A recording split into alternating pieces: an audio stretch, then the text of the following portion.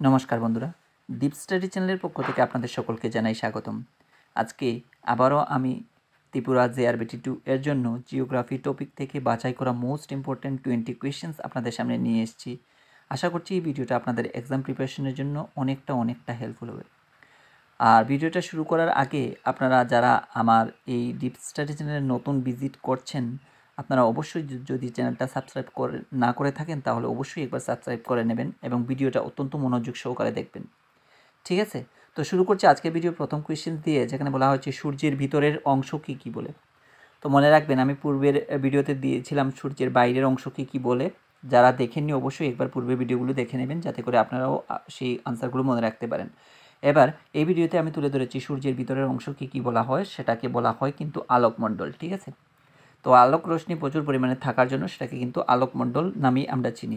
আর বাইরের যে অংশটা আপনারা জানেন, আপনারা যারা পূর্বের ভিডিওটা দেখেছেন অবশ্যই কমেন্ট বক্সে জানাবেন।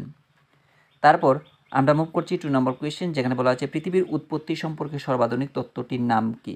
তো পৃথিবীর উৎপত্তি যখন হয়েছিল এবং যে সর্বাধুনিক তত্ত্বটা দেওয়ার দরুন হয়েছিল, সেই সব তত্ত্বটার নাম হচ্ছে মহাবিস্ফোরণ তত্ত্ব। ঠিক আছে, এরপর আমরা মুভ করছি 3 নম্বর কোয়েশ্চেন, যেখানে বলা হয়েছে বৃহস্পতির উপগ্রহটির নাম কি। তো বৃহস্পতির উপগ্রহ হচ্ছে গেনিমিড হচ্ছে বৃহস্পতির উপগ্রহ, মনে রাখবেন এগুলো। তারপর আমরা মুভ করছি 4 নম্বর কোয়েশ্চেন, যেখানে বলা হয়েছে অক্ষরেখা ও দ্রাঘিমা রেখা পরস্পরকে কিভাবে ছেদ করে। তো মনে রাখবেন, এখানে অক্ষরেখা এবং দ্রাঘিমা রেখা পরস্পরকে কিন্তু ছেদ করে লম্বভাবে অক্ষরেখা এবং দ্রাঘিমা রেখা পরস্পরকে তারা ছেদ করে থাকে। এরপর আমরা মুভ করছি 5 নম্বর কোয়েশ্চেন, যেখানে বলা হয়েছে আই ও ভি আকৃতির উপত্যকা নদীর কোন গতিতে সৃষ্টি হতে দেখা যায়। ঠিক আছে, তো এই যে আই ও আকারের এবং কিংবা ভি আকারের যে উপত্যকা নদীর মধ্যে আমরা সৃষ্টি হতে দেখতে পাই, সেটা কিন্তু কিসের ফলে দেখতে পাই, সেটা হচ্ছে নদীর উচ্চ গতির ফলেই কিন্তু আমরা নদীর কি আই ও ভি আকৃতির উপত্যকা আমরা সৃষ্টি হতে দেখতে পাই। ঠিক আছে, এবার আমরা মুভ করছি 6 নম্বর কোয়েশ্চেন, যেখানে বলা হয়েছে গ্রাবরেখা ও ড্রামলিন কিসের কার্যের ফলে গঠিত ভূমিরূপ। তো গ্রাবরেখা ও ড্রামলিন কিসের কার্যের ফলে গঠিত ভূমিরূপ, সেটা হচ্ছে হিমবাহের কার্যের ফলে একটা গঠিত ভূমিরূপ হচ্ছে গ্রাবরেখা। ঠিক আছে, আর ড্রামলিন। এরপর আমরা মুভ করছি 7 নম্বর কোয়েশ্চেন, যেখানে বলা হয়েছে সিসমোগ্রাফ যন্ত্রটি প্রথম তৈরি করেন কে। তো সিসমোগ্রাফ যন্ত্রটি প্রথম যিনি তৈরি করেন ওনার নাম হচ্ছে মিলনে। এই কোয়েশ্চেনটাও কিন্তু ইম্পর্টেন্ট, আপনারা একটু গুরুত্ব সহকারে সেগুলো মনে রাখার চেষ্টা করবেন। প্রত্যেকটা কোয়েশ্চেনে আমি টপিক রিলেটেড এবং এক্সাম ওরিয়েন্টেড রাখার চেষ্টা করেছি, যাতে করে আপনারা এক্সামে এলে সেগুলো যথোপযুক্তভাবে আপনারা ফাইন্ড আউট করতে পারেন অপশনগুলো। ঠিক আছে, এবার আমরা মুভ করছি 8 নম্বর কোয়েশ্চেন, যেখানে বলা হচ্ছে যে প্রক্রিয়ায় লোহার উপর মরিচা পড়ে তাকে কি বলে। তো যে প্রক্রিয়ায় লোহার উপর মরিচা পড়ে সেটার নাম হচ্ছে অক্সিডেশন। এই কোয়েশ্চেনটাও ইম্পর্টেন্ট, মনে রাখার চেষ্টা করবেন। তারপর আমরা মুভ করছি 9 নম্বর কোয়েশ্চেন, যেখানে বলা হচ্ছে মৃত্তিকার যে স্তরে জৈব পদার্থের পরিমাণ সবচেয়ে বেশি তাকে কি বলা হয়। তো মৃত্তিকার যে স্তরে জৈব পদার্থের পরিমাণ আমরা বেশি পরিমাণে লক্ষ্য করতে পারি, সেটা হচ্ছে কিন্তু মৃত্তিকার অস্তর। ঠিক আছে, এরপর আমরা মুভ করছি 10 নম্বর কোয়েশ্চেন, যেখানে বলা হয়েছে আলপস পর্বতের উত্তর ডালে প্রবাহিত স্থানীয় বায়ুটির নাম কি। তো আলপস পর্বতের উত্তর ডালে প্রবাহিত স্থানীয় বায়ুটির নাম হচ্ছে কি, সেটা হচ্ছে ফন। ঠিক আছে, এই কোয়েশ্চেনটাও কিন্তু ইম্পর্টেন্ট কোয়েশ্চেন, আপনারা মনে রাখার চেষ্টা করবেন। তারপর 11 নম্বর কোয়েশ্চেন, যেখানে বলা হচ্ছে চীন সাগরে সৃষ্ট ঘূর্ণবাদকে কি বলে। তো চীন সাগরে সৃষ্ট যে ঘূর্ণবাদ সেটার নাম হচ্ছে টাইফুন। ঠিক আছে, এরপর আমরা মুভ করছি 12 নম্বর কোয়েশ্চেন, যেখানে বলা হচ্ছে আটলান্টিক মহাসাগরের একটি শীতল স্রোতের নাম কি। তো আপনারা অনেকেই জানেন, আবার অনেকেই জানেন না। যারা জানেন না অবশ্যই আপনারা জেনে নেবার চেষ্টা করবেন। লাব্রাডার স্রোত হচ্ছে আটলান্টিক মহাসাগরের একটি শীতল স্রোতের নাম। এরপর আমরা মুভ করছি 13 নম্বর কোয়েশ্চেন, যেখানে বলা হয়েছে প্রশান্ত মহাসাগরের একটি উষ্ণ স্রোতের নাম কি।